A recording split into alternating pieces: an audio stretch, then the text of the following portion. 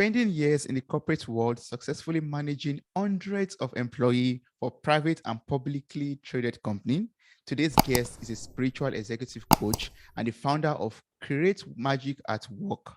Our company intends to offer spiritual intelligence and emotional intelligence practices to energize and transform the workplace. Welcome to the show, Amy. How are you doing? Hi, I'm doing well today. Thank you. I'm Thank excited. The sun's out, so it feels good. Yes, that's so beautiful. Beautiful over there in California, I believe. Yeah. Yep. That's wonderful. Thank you so much for joining me and making out time to be on this episode of mirrortalk podcast. I really appreciate it, and I'm looking forward to everything I'm going to learn from you today. Like even before we started recording, I said I'm looking forward to learning about spiritual intelligence. What's that all about? I'm looking forward to learning about emotional intelligence also. But before we jump into all of that wonderfulness, I'd love you to just share a little bit about your life and your career journey so far. Like, what have you done so far in life that led you to this point of life or point in life right now? Yeah. Oh, how do I sum that up in a quick podcast interview? So I decided to leave my corporate executive job a couple of years ago. And I actually planned on leaving the job for over a year. I didn't tell anybody about it, but I planned it for myself. And the reason why is because I felt like my creativity had like a lid on it in the workplace. And I also was doing a lot of these connecting activities with my employees that was really improving their leadership. And how they connect with one another and how they have meaningful relationships. And so I wanted to really just go full time into this space and spread the message that connecting with each other authentically can bring so much value in the workplace, and that leaders really need to focus on this because it's a win-win. It improves their profitability and productivity on top of, creating some great things for humanity. That's very true. And that's so wonderful. I love the fact that, you went on that path to create magic at work, basically. And it's a wonderful, you have a book titled, Create Magic at Work. And also your company is also bearing the same name.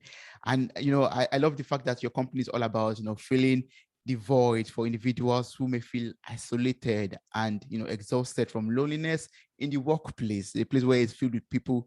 It happens a lot of time that we're in a gathering of people, a gathering of professionals, but we still feel lonely. We feel exhausted from all the tasks. And I'm so happy that your mission is to fill that void for people. So can you just tell me more about Create Magic at Work and the services that you offer to people? Yeah. So I will, but just to add to your point on that loneliness piece, the Harvard Business Review came out with a research article prior to the pandemic that really showed that people feel burnt out at work, not necessarily because of their workload. It could be because of that, but also because they feel isolated. And so when you connect with each other, it actually helps with that feeling of burnout, that connection. And that was really powerful to me.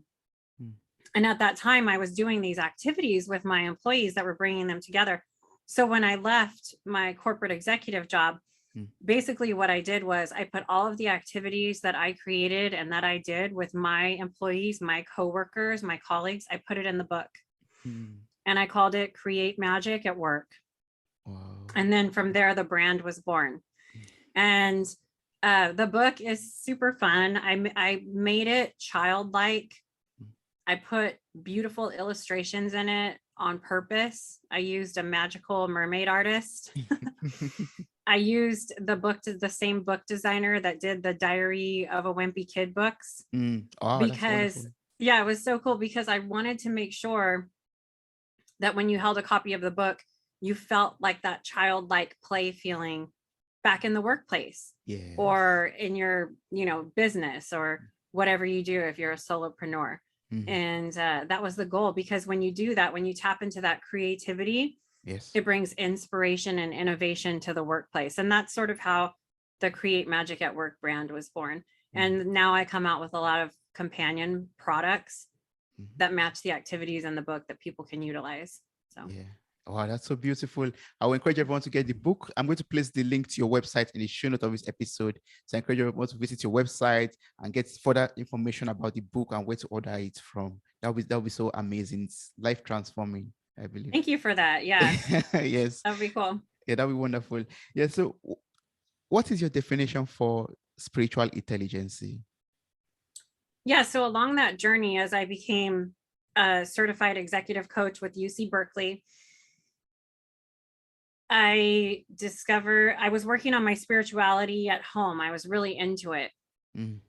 And I was sort of, how can I be my full authentic self in any space, which is what we all want to do deep down. Yes. We want to be able to not, what mask am I going to put on today when I walk into this room? We want to take all the masks off, and it feels so freeing when we do. Yes. And I went on this journey where everyone was asking me about my spiritual tools, my spirituality. And then I discovered spiritual intelligence for the workplace. And it was a amazing discovery to me that it was so cool because it was faith neutral. Yeah. You can be atheist, you can be agnostic, as long as you believe there is a place within you that you can access that comes from wisdom and compassion and love. You can work on skill building in SQ, spiritual intelligence.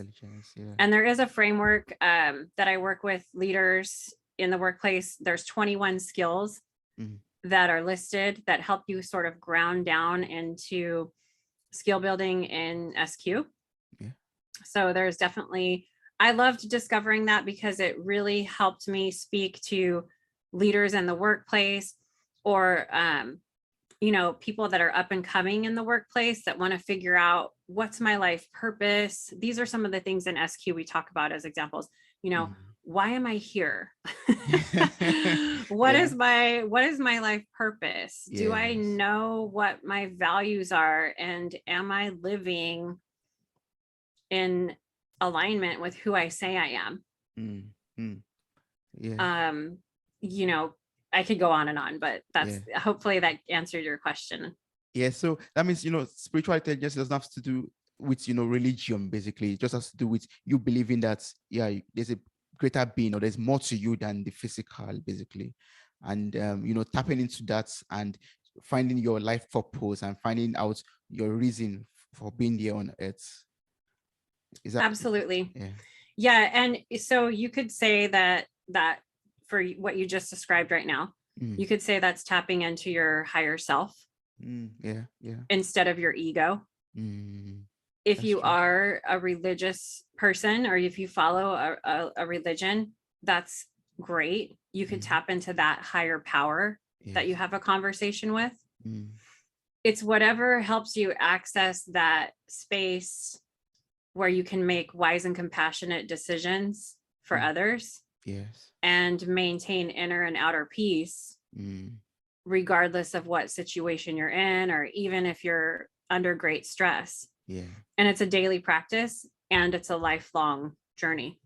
So there's no end to it. You just keep on doing it till we're out of this planet. Yeah. There's no end. No end. We have to enjoy the ride, right? Yes, that's true. But how do we now combine spiritual intelligence with emotional intelligence? How do we make that combination? What's the relationship between both of them? So emotional intelligence is sort of like the gateway to spiritual intelligence. And there's a lot of theories out there, but emotional intelligence is when you don't even have to know what it is or the definition of it. You can just know, I'm practicing being aware of when I'm triggered. Yeah. Or I'm practicing being aware of what do I feel today? What do I feel? Where is that living in my body? Tying in the physical intelligence to incorporate all of you. Yeah. And then practicing strategies to manage your emotions properly. And then the third step, building connections. So if you've worked on those types of things, SQ is the next step. SQ is that inner work where I said before, it's, do I know my values? Do I know my life purpose? And that can change throughout your life. You could know your life purpose for years. You could have a life event that changes your circumstances, and you would restart that. A lot of leaders that I work with, the main running theme is, how do I put my ego aside? How do I recognize when my ego is in charge instead of what we just talked about, that place within us that comes from wisdom and compassion? Yes. Can I create an awareness for that? That's SQ. And now, can I practice, since I've created this awareness, now can I practice seeking guidance from that inner wisdom? Can I practice operating from that space more? Yeah. And then the higher levels in leadership get you to, now I'm making wise and compassionate decisions. Yeah. Now I'm a calm and healing presence for others. Yes. Now I'm aligned with the ebb and flow of life. And it's cool. Yeah, I can imagine. Yeah. Yeah. But I can imagine it's a very long journey towards that, that level of, being aligned to life, being aligned to the highs and lows and everything. But you said something that I really want to ask about. You talked about ego. Like, how can I know when my ego is in charge and when how can I know how to put my ego aside also, especially for leaders or for people in organizations? Yeah. Well, it's probably different for everyone.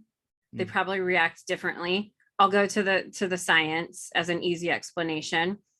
A simple way to wrap your brain around it. We'll talk about your brain. So your ego's in charge when, super easy, when you're triggered and you're in fight, flight, or freeze mode. I use a simple work example. Someone sends you an email that you feel was on the attack. How do you react to that? Do you get on the defensive and fire back at them? Do you freeze in the moment? Or do you want to run away and run home and call in sick the rest of the day? These are just, an example. So when you're triggered, you have about 6 seconds to take a breath before you get into that full triggered state of fight, flight, or freeze. And if you can recognize when you're triggered and take that 6 seconds to breathe, do something with your emotional management strategy that you've maybe worked on a coach with. I talk about creating appreciation anchors. Yes. I'm always holding on. I have a lot of magic tools around me. But right now when we're talking, I'm holding on to an appreciation anchor for myself. It's a blue crystal. And I want to make sure I get my message across to your listeners and that we make an impact and send some magic to them. So there's an example of some emotional intelligence things that you can do that are easy. And also it involves, you being intentional also, like in your practices, in your activities, in everything you do.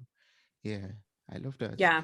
Yeah. So what are some, you've mentioned one already, you holding the crystal, but what are some other spiritual and emotional intelligence practices that can elevate, the profitability of employees in an organization, or just the morale of the employees? Yeah, sure. So we talked about some deeper stuff, right? We talked about the deep SQ stuff. That's why I love Create Magic at Work, because the book's tiny and I wrote it with all of the activities in it. So somebody that doesn't really know where to start, or they're new to this, can just grab it and flip to a page and do something in the workplace. So a couple of examples. I say journal with your team. This is one example that's in the book. And I call it journaling with a twist. So you can be virtual and pull some prompts for your team to journal on, have them rapid write it for 5 to 10 minutes so they don't overthink it. So they're really accessing their higher self. This is really skill building in helping your team access their inner wisdom. Yeah. And it sounds like, oh, she's telling us to journal. There's so many health benefits to journaling. And so I actually designed a journal prompt card deck for the workplace and for career. and you can pull it and it has a theme for the workplace and then 2 questions for people to journal on. So you give them that time and then you have them share with each other. Yeah. And oh my gosh, once you hear a coworker share their personal dream that they journaled, even if they got on your nerves, it opens you up a little bit to the humanity in each other. And then by default, you work better together. And I'll tell you what, as an executive leader, it freed me up to do my job because they knew each other more and they would call each other for advice in their own position on whatever projects they were working on, rather than just reaching out to me. And it made the team much stronger. That's connection. You created that connection between them. Yes. Yeah. Yes. And would you say this would lead to, like, a stress-free and even work hard culture within that organization? What do I think has led to? And this spiritual intelligence practice, would it contribute to the stress-free and easy flowing work hard culture within the organization or within the department of the company? Yeah. So if it contributes to a company culture that has less ego induced drama. So, we're going to have drama in our lives. We're living a life, right? We're in the movie of our own life. There's going to be ups and downs. But what it does is when you foster these activities, when you focus on skill building as a leader in this area, it creates less drama in the workplace. Yeah. And it creates a culture where your employees are happier.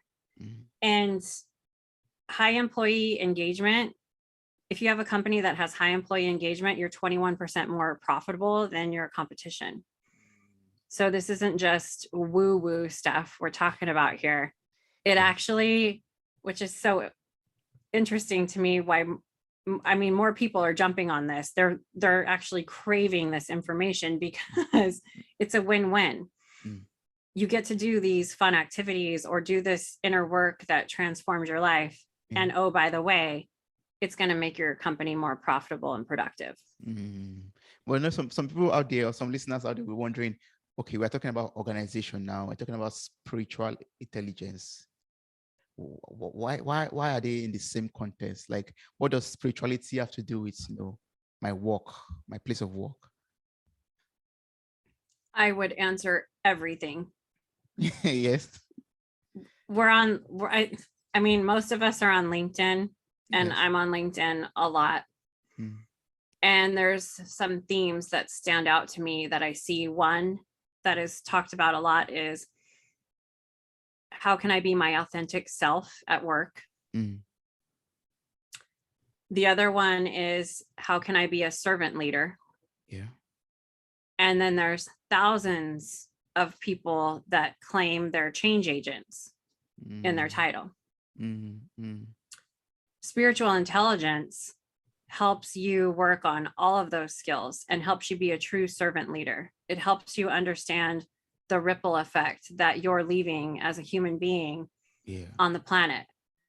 And as a leader, if you have the courage and the humility to take a look at the 21 skills, or do the inner work, that it is a fun experience, that energy is going to ripple out to your colleagues, your coworkers, your employees. And really, because if you are the leader, if you're in a position of power, it's going to ripple out 10 times over.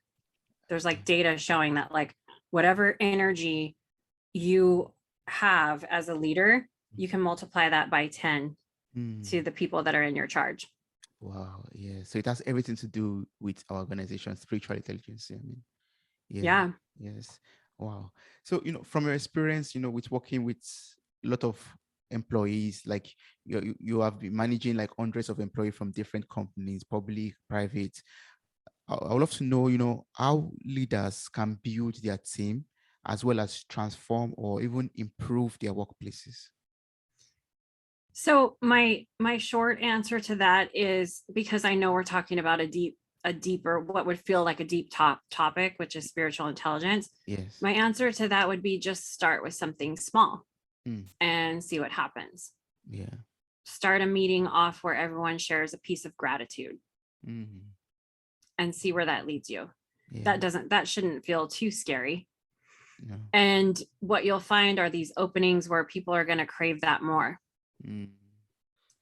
So start small and have an intention setting moment where everyone shares an intention for the week. Yeah. That they would like, a goal they would like to achieve, or something they want to let go of. Yes. Those are some tips I would say, but you have to start. And even if your team isn't used to it, or if you feel like you're that vulnerability where you're like, oh gosh, I can't believe I'm going to do this. Yeah. Yeah. You know, just do it, because even if everyone laughs or they get uncomfortable, like, oh my gosh, this is different. Hey, laughter is a stress relief as well, right? That's true. Yeah. And my employees would laugh, or they would, when they were sharing, or somebody would share something funny, but then somebody would share something super deep, and it was all in the same space, and it was all okay. So you mean at that moment when they are sharing gratitude or talking about what they are grateful for, must it be confined to the work, or can it be personal also? I say open it up to both. Okay. Yeah. That could get juicy sometimes. Yeah. Yeah. Well, I mean, obviously you want to be appropriate, right, for the workplace. Yeah. But opening it up to both, because we were talking about being your authentic self. Yes. If you don't open it up to both, you're compartmentalizing humans, and you're making them leave a part of them aside. Yes. And we want to be whole humans wherever we are. That's true. Yeah.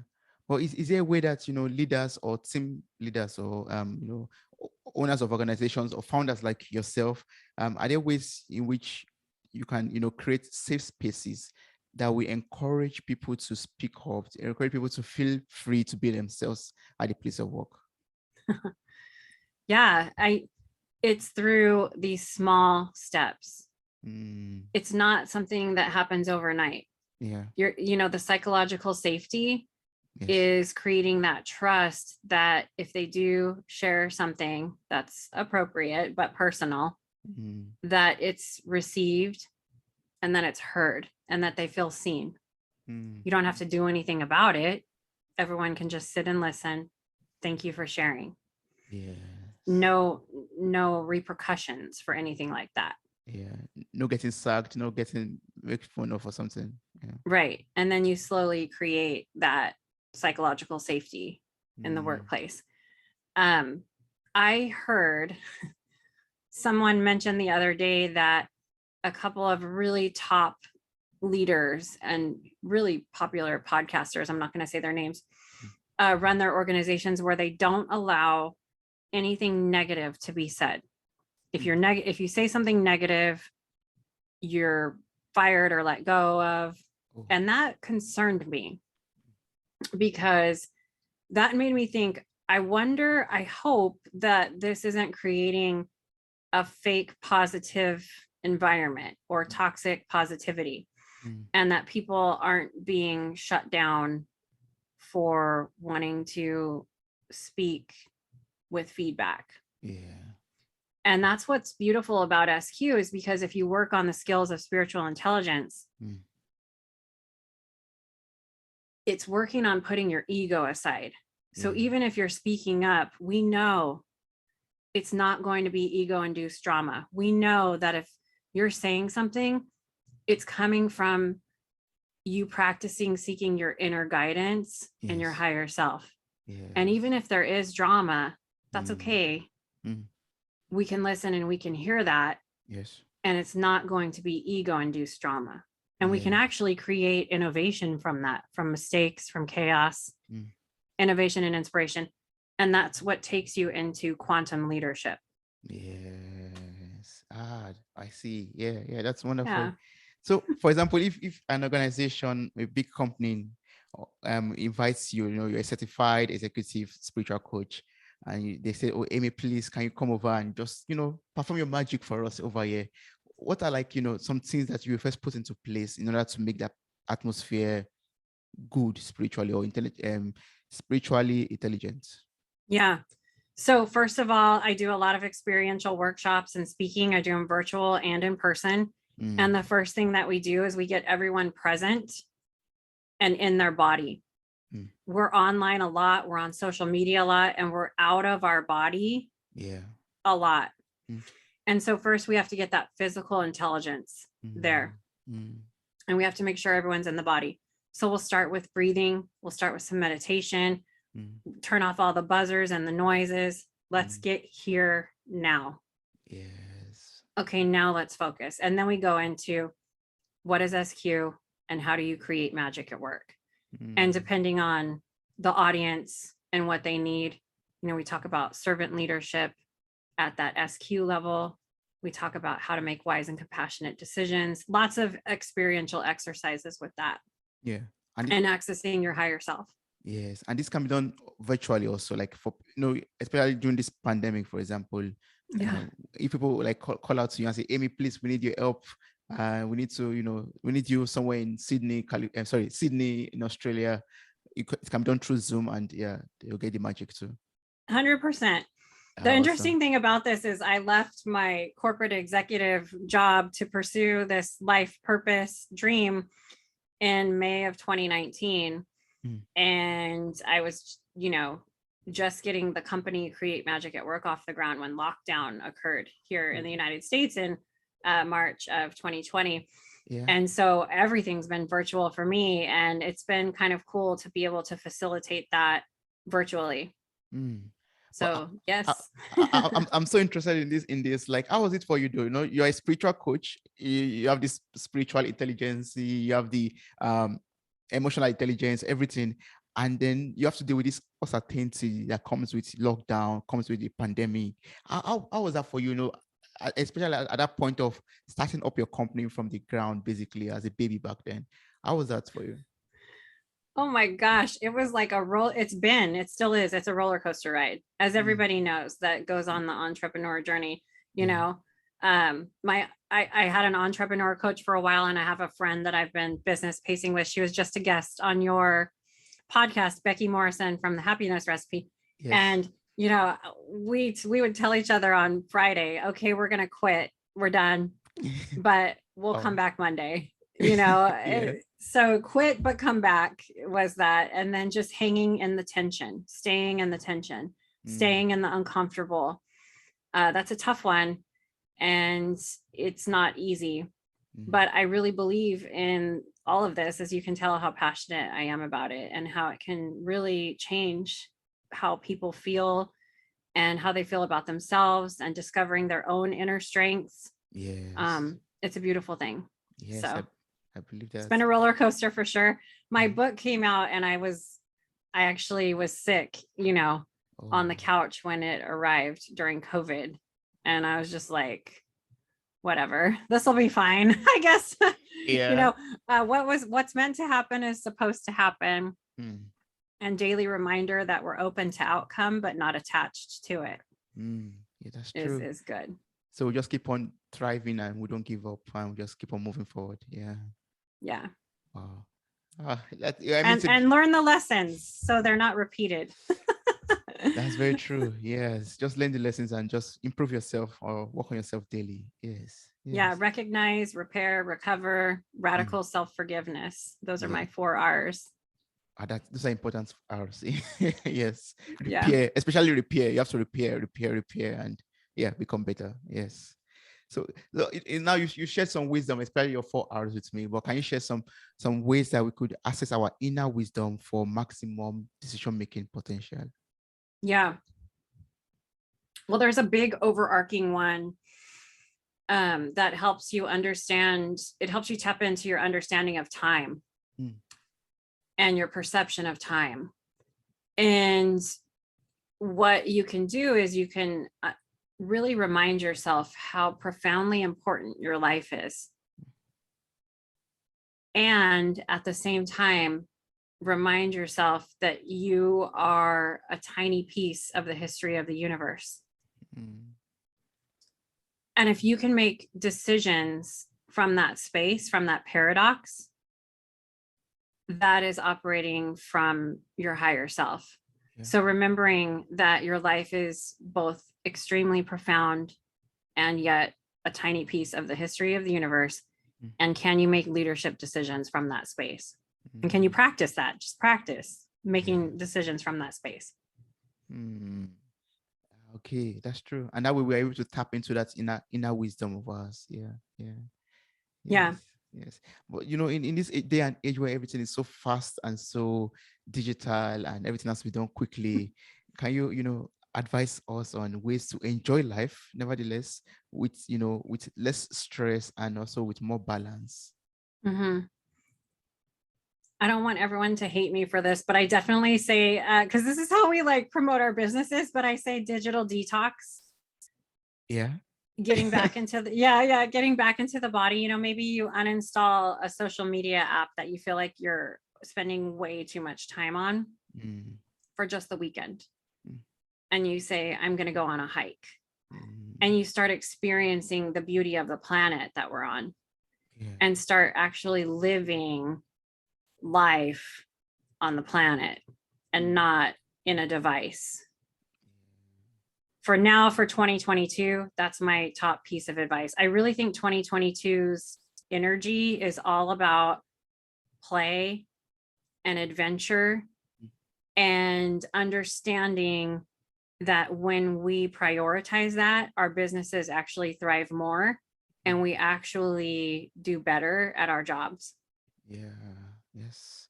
So we have to get connected back to nature, like just, and play and be adventurous too. Yes. Yeah, that's one idea. I mean, and it's different things for different people. Maybe it's reading a book, maybe it's journaling, tapping into your higher self in those ways, whatever resonates with you. Some people box, get that stress out, go boxing. Exactly. So think about what makes you feel like when you're in that flow where they say you almost lose time.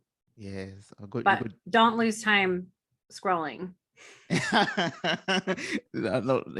on Instagram. Because we lose time there too, right? I'm meaning more like when we're in the zone, when we're in flow, when we're like, wow, life is beautiful. Where can we find those moments?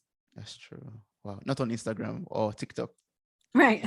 I mean, I love both, but they make me laugh. I follow some good stuff, but we also need to understand there's trees out here. There's the sun is out.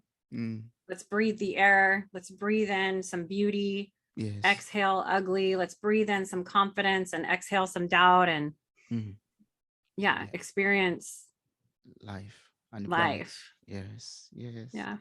It's so nice that we're talking about spirituality or spiritual intelligence because it has to do with something that's within us, basically, something that's not on physical, our spiritual self. And sometimes we have some strengths, we have some potentials, we have some hidden talents within us that we have not even discovered yet. So my question now to you is, are there ways we could discover these talents in order to make them, useful for us, basically? Oh my gosh, all the time. That's like one of the main things that I do one-on-one with clients outside of workshops. If I'm working one-on-one with someone, is they discover strengths that they didn't know that they had. Or that they knew they had, but they couldn't name it. And now they can really run with it. And that's all through spiritual intelligence. I had one client that scored, because there's a spiritual intelligence assessment that I give, and they scored extremely at high levels of being able to operate from their higher self in any space. Wow. I was like, wow, did you know you had this like magical superpower that you can really tap into, because you can change the energy of the people around you by you operating from your higher self. People will automatically start rising to operate from their higher selves. And the client said, you know what? When I was little, the teacher in class used to put the quote unquote bad kid next to me because she said he always behaved better when he sat next to me in class. And it was just something that is a magical gift this person was born with that I was able to name. So there's a lot of cool things that come from the experience with me. And that's just one example. Yeah. Yes. So is there a way to get across this assessment to us? Like, is there a way we can access it actually? Yeah, this assessment. So I offer it in in a one-on-one experience that I do. So you just have to reach out to me, and then you start the journey, because I have to walk you through it. You take the assessment, then we do coaching around it and put you on that path, and you just take it with you for the rest of your life too. Wow, that's beautiful. And we can, get across to you through createmagic@work.com, right? On your website. .net. I tried to get the .com, but it didn't. So it's .net. Yeah. But I'm really accessible on LinkedIn. You can just message me. You'll get me talking back to you. Yes. Same thing on Instagram. So I'm here for support and to be a resource for everyone for this. Yes. The links will be in the show notes of this episode too. So you can just copy the LinkedIn link. It sounds similar. The link to the LinkedIn page, and also to the website, that is createmagic@work.net, and also further information will be in the show notes for everyone to just get across to Amy. Also, you also have a podcast. You are also a podcast to yourself, and so for me it's like a great honor to have a host of a podcast on my podcast. That's so beautiful. Yeah. So can you tell me about your podcast also? Can you tell me about Create Magic at Work podcast? Oh my gosh, I love my podcast, and thank you for bringing it up, because I'm really grateful to be a guest on this show.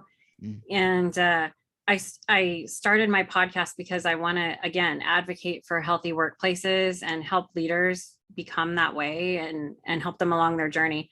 And so we have some really fun topics. We'll have like master energy healers on there, but so we just did the season finale and of season 1, and the episode is all about if venting about work to your partner or to your roommates or to your friends ruins your relationships. And it's a really cool topic to discover what venting does to the people in your life and how to navigate that. So there's an example, but I mean it's a very that was episode 12, I believe. It's a very very important topic actually.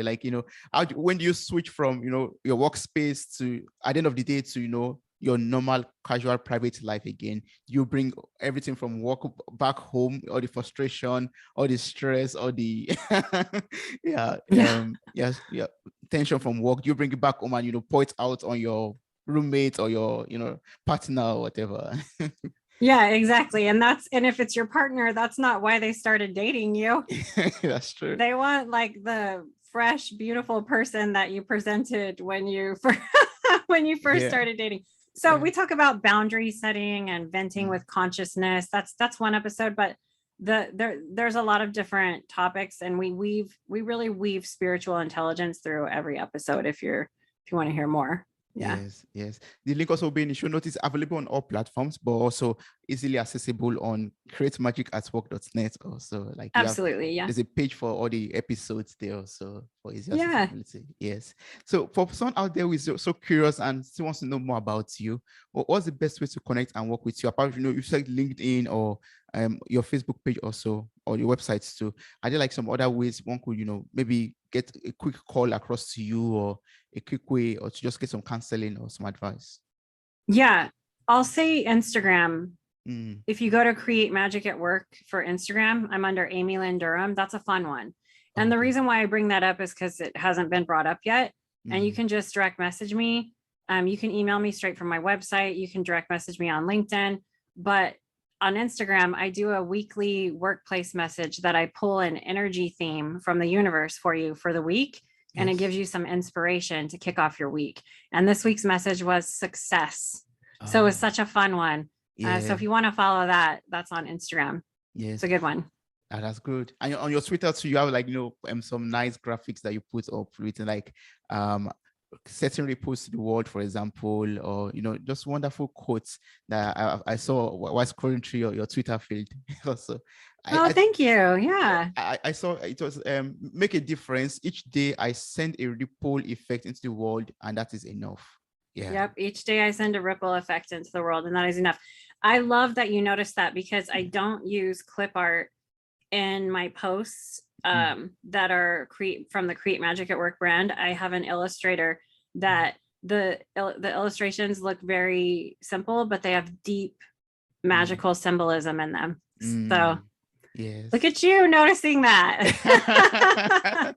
Yeah, I did my little research about it. Yeah. Yes. Cool. Wow, it's so awesome speaking with you, Amy. I really appreciate everything I've been able to learn from you in this episode. And I'm looking forward to, to allowing other people out there to learn about spiritual intelligence and also emotional intelligence and how one could use it at the place of work also. Thank you so much for everything you've taught me in this episode.